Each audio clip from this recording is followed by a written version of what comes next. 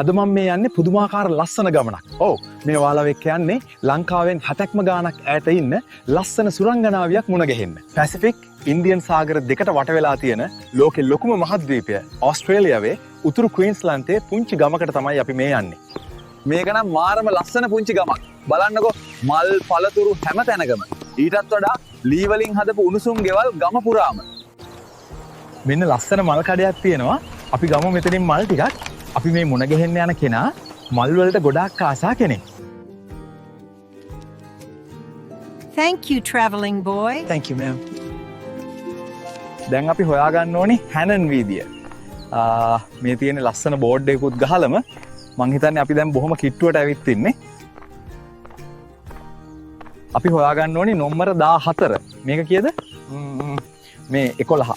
ඒ කියන්නේ 14 තියෙන්න ඕනේ තව ගෙවල් කීපයක් ඉස්සරහින්. මේන්න තියෙනවා හැනන් වීදියේ නම්බර 14.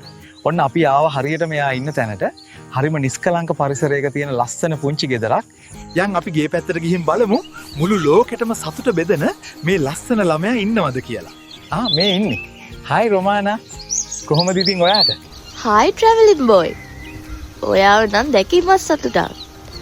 ඔයා එහෙනම් ආවම බලලා යන්න නේද?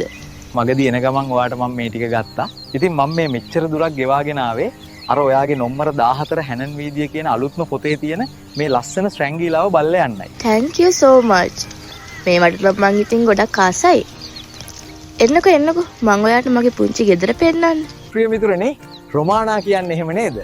ඉතින් ප්‍රිය මිතුරනේ මේ තමයි ඒ ලස්සන පොත් තුන ලියපු අපූර්ව නිවහන. නම්බර 14 හැනන් වීදිය ගෑනු දෙන්නෙක් සහ 5 minutes in the morning කියන පොත් තුනම රොමානා ලියන්නේ මේ ලස්සන තැන ඉඳලා. අපි ඇතුළට ගිහින්ම කතා කරමු මේ අපූර්ව පොත් තුන ගැනයි මේ හැනන් වීදියේ තියෙන පුංචි උණුසුම් ශ්‍රැංගීලාව ගැනයි.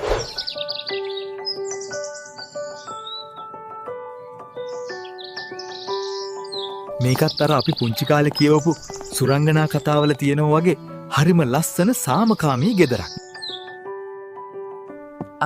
මේ ඉන්නේ මාළු මල්කාන්ති හෙවත් ලිලි බන්නහැක. එතකොට මේ දුවන්නේ ඔලී බන්නහැක.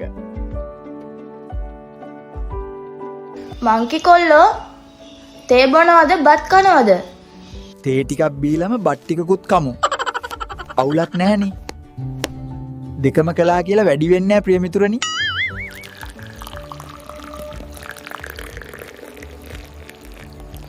ඔන්න ප්‍රිය මිතුරනි රොමාන හදපු රසම රස කෑමත් කාලා තමයි මම මේ ඇවිත් වාඩි උනේ. දන්නවනේ ඉතින් රහට ලියන්න වගේම රහට උයන්නත් අති දක්ෂයෙක් තමයි මේ. ඉතින් මට උඹලට කියන්න තිබුණ දේ තමයි මේ අපේ රොමානා මාරම වටින පොත් තුනක් අපිට දීලා තියෙනවා. මේ සැනසිලිදායක ශ්‍රැංගිලාවේ ඉඳලා ලියපු පොත් ඒවා. ඔව් මිනිස්සෙක් තමන්ගේ ජීවිත කාලේ එක් වතාවක් හරි කියවිය යුතු පොත් තුනක් තමයි ඒ. ඇයි මං එහෙම කියන්නේ කියලා දන්නවද? මචං අපි ඉන්න තැනින් අඩියක් හරි ඉස්සරහට තල්ලුවක් දෙන්න පුළුවන් පොත් හරි අඩුයි මේ ලෝකේ. හැබැයි රොමානාගේ මේ පොත් තුන අන්න එහෙම පොත් තුනක්. මේ තමයි 5 minutes in the morning. ජීවිතේ වෙනස් කරගන්න උවමනාවක් තියෙනවා නම් එහෙම උවමනාවක් තියෙන අයටම ලියපු පොතක් මේක. දවසකට ඔයාට තියෙන පැය 24න් පොඩි විනාඩි 5ක් වැය කරන්න ඔයා රෙඩි නම් කරන්න ඕනි දේවල් ටික හරියටම මේකේ තියෙනවා. මේ ඊළඟ පොත ගෑනු දෙන්නෙක්. මේ පොත ගැන ඇත්තටම මට කතා කරන්න වචන මදි. ඇයි කියලා බලන ඔයාලට හිතන්න ඉඩ දීලා මම රොමානාගෙන් අහන්නේ ඇයි මේක ලියන්න හිතුනේ කියලා. ඇත්තටම මංකි බෝයි මට මේ නවකතාවේ ලියන්න ඕනුනේ මේ ලෝකේ ඉන්නවා හැම විදිහකම අම්මලා අසීමිතව කැපකිරීම කරලා තමන්ගේ දරුවන්ව ලෝකේ ඉස්සරහට අරගෙන ගියපු. ඒ අම්මලාට ගෞරවයක් විදියට ඒ අම්මලාගේ ඒ අසීමිත කැපකිරීම අපතේ නොයවා අමාරුවෙන් හරි තමන්ගේ ජීවිතේ ඉස්සරහට අරගෙන යන දුවලා දරුවෝ වෙනුවෙනුත් එයාලට ගෞරවයක් විදියට තමයි. මේක ගැන මගේ වචනෙන් කියනවා නම් මේ පිටුවක් ගානේම තියෙන්නේ වචනේ පරිසමාප්තියෙන්ම මේක මාරම කතාවක්. මේ තමයි මාව මෙහෙට හොයාගෙන එන්න හේතු වුණ පොත. නම්බර 14 හැනන් වීදිය. ඒ කියන්නේ රොමානාගේ මේ ලස්සන නවාතැන. ඇත්තටම මේක ඔයා හැමදාම හොයපු, තාමත් හොයන, හැමදාම හොයන්න මහන්සි වෙන දෙයක් ඔයා ළඟට ඉක්මනින් ගෙනවිත් දෙන පොතක්. නෑ සල්ලි ගැන නෙවෙයි. මේ ඊටත් එහායින් තියෙන වටිනාම දෙයක් ගැන කතාවක්. ඒක මොකක්ද කියලා ඔයාලම හොයාගන්න ඉඩ දෙන්න නේද මං. ඕස්ට්‍රේලියාවේ උතුරු ක්වීන්ස්ලන්තේ ලස්සන පුංචි ගමක ඉඳලා ලියපු මේ පොත් තුන ඔයාලට අද ඉඳලා කොළඹ BMI සේච් එකේ තියෙන බුක් ෆෙයා එකෙන් ගන්න පුළුවන්. මේ රසකතා සේරම දෙන්නේ H33 කුටියේ ඉන්න රසකතා කණ්ඩායම.